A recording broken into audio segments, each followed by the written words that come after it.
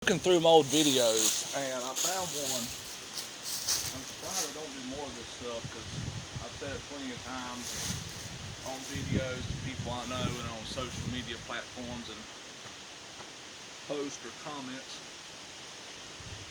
My main thing is self-defense. Taking stuff out of martial arts for self-defense. Okay. Um, I did this really old video showing the difference. I demonstrated the standard, like karate style, snap kick and everything else, like some downward thing.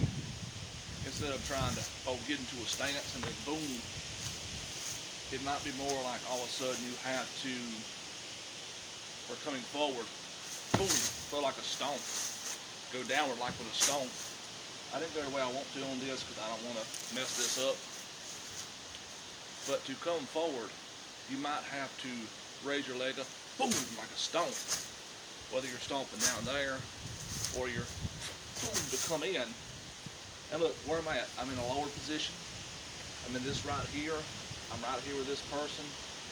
I'm in a more better position because I'm lower instead of being up higher. I have the chance in case of trying to get took down. I'm already closer to the ground. I'm almost in this low of a stance. I'm not as high. I'm here, I'm there. Boom, boom. I have the ability of doing clinch work in this position. So kind of like a one that starts out like it's a kick, but you're going for one where it drops so you can be there. Okay? Now I'm not just saying for straightforward plus when I did this. Let's say I'm right here. And this doesn't even have to land, in my opinion. I wanted to get to them, I wanted to close that they're coming towards me. Stomp or boom, I'm here. Just get used from doing this, to kind of like you're almost like jumping and stomping. Maybe I wanted to, from a distance right here, I wanted to throw a kick that I'm pretty sure they was going to come in. Boom. Let me drop with it. Not somewhere I'm stable. And I'm just getting that kick out. Because no matter how big I am, I still think the higher I get that, being on one leg, more chance now of being taken down. Okay?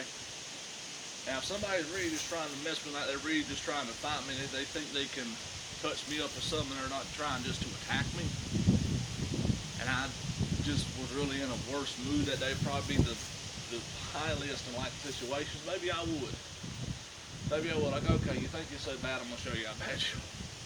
That would be like another universe for me in all reality. But besides that, the other reason why I like looking into, I don't do Wing Chun, but I made this anyway. I love studying the style and the system.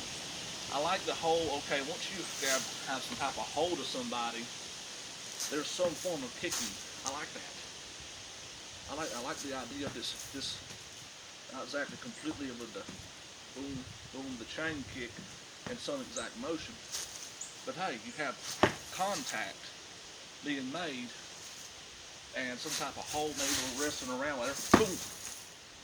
That down low kick, pretty much contact made wrestling. Boom. That jarring style kick coming sideways, coming down, especially considering the fact that we're boots.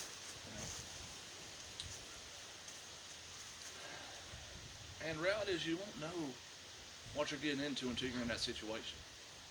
For some stuff of Nick Grosso's old videos, showing where the people had the knife and he was using his low line kicks to keep them back, boom, trying to kill them, parry and come in. Or keep them back, trying to either parry the knife or grab the hand. But personally, I find that more if you're stuck in a space you can't move from.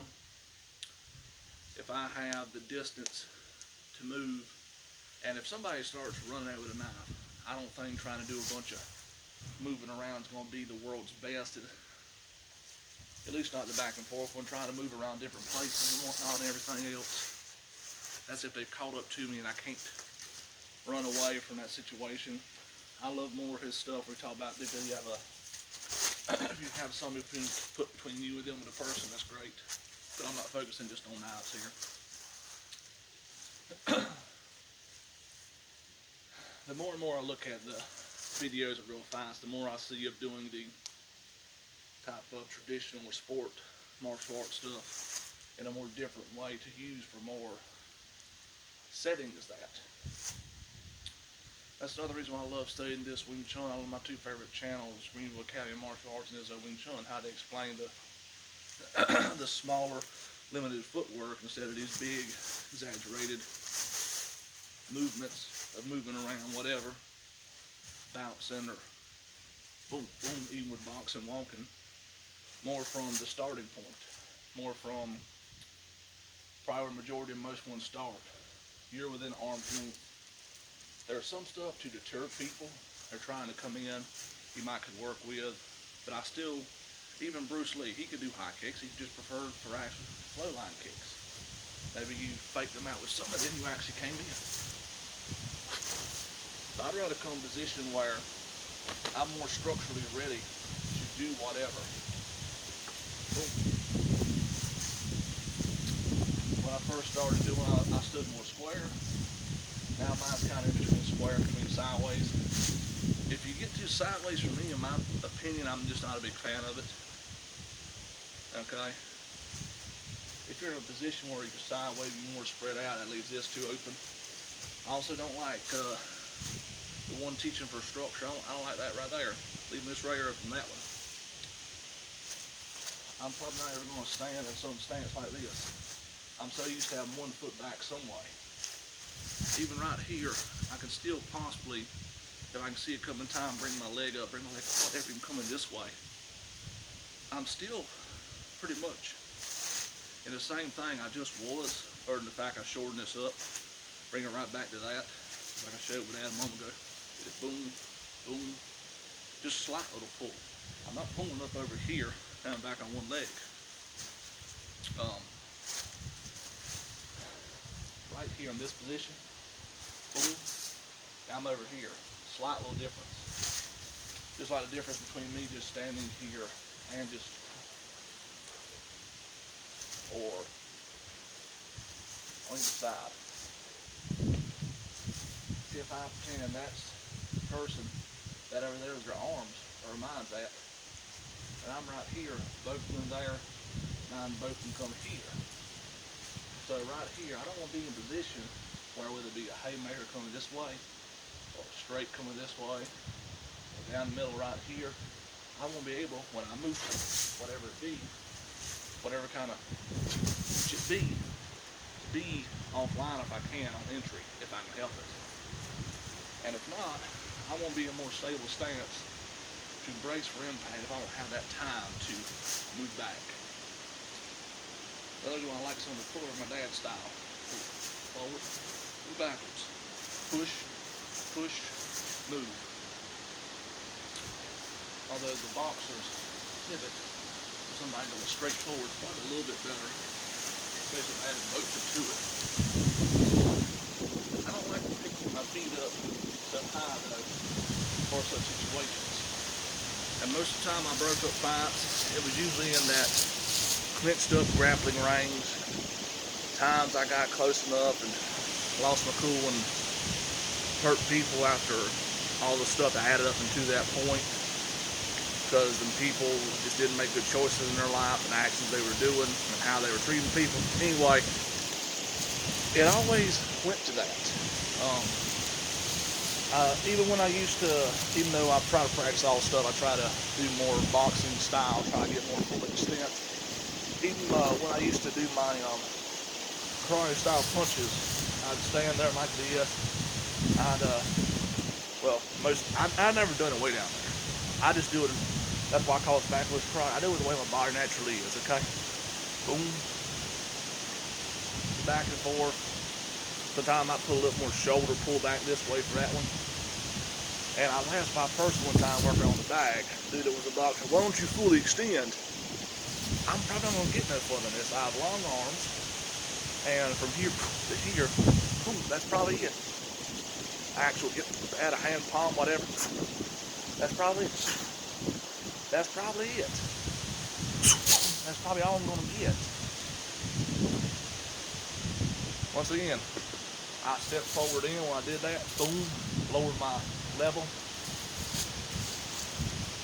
So, yeah, I think we should definitely find a way to practice each thing we're actually going for a little bit more realistically to our best way we can, whatever way we can in that moment, and not look at one thing from just one angle. All them times, even discussions I have with my father, like, I don't think it's going to work this way in an actual self-defense situation. Too many people get close real quickly. Their heads offline or swinging rapidly. They're people that are actually trying to touch you up, that is. And they more likely end up going to trip, fall, and make you fall, or try to tack you down to the ground or something. There's a difference between people trying to literally fight you because they think they got skill and trying to see if they can get you to fight and throw hands and everything, and somebody that has went from 0 to 100 in moments. There's also a difference between somebody that's just acting sketchy and all of a sudden they come to you, and then your average normal day turns into a bad day. And until we get in that situation, we won't know how to address it until that time comes. I'm not going to say, oh, this is what you should do and blah, blah, blah, because that's bullcrap. So, yeah. I love the stuff. I love all that. I just don't see it real majority of the time. You know, sometimes stuff like that can be pulled off, but majority of the time I just don't see it. There's a higher factor in chance, and I feel more comfortable doing this, in my opinion, than the other stuff that has a lower chance of achieving my goal, protecting myself, my friends, family, whatever situation. So as always, thanks for watching.